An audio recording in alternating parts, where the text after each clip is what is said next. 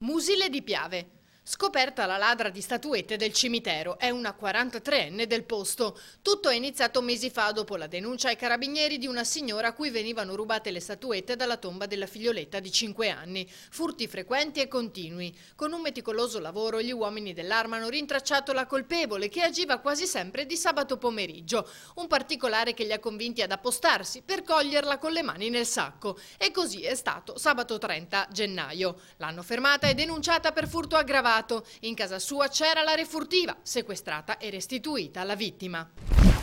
Marghera. In preda ai fumi dell'alcol, una 22enne di Campo San Piero nel Padovano, al volante della sua auto con 2 amiche a bordo, ha provocato un incidente in via dell'Elettronica, poco distante dal padiglione Acque. Verso mezzanotte ha imboccato una corsia contromano per raggiungere via della Libertà, ma in quel momento è sopraggiunta un'auto che doveva immettersi. L'impatto è stato inevitabile. Sul posto sono giunte 2 ambulanze, oltre agli agenti della municipale. I 4 sono stati trasportati all'ospedale con ferite lievi.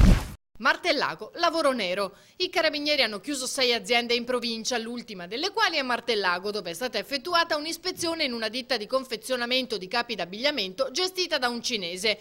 Trovati 8 lavoratori in nero, di cui 2 clandestini su 9 totali. Mancava un sistema antincendio, la certificazione di idoneità dell'impianto elettrico e della formazione sulla sicurezza al personale dipendente. Il titolare è stato denunciato con sospensione dell'attività imprenditoriale. L'operazione è inquadrata in un'attività che negli ultimi tempi ha portato alla denuncia di altri 14 imprenditori.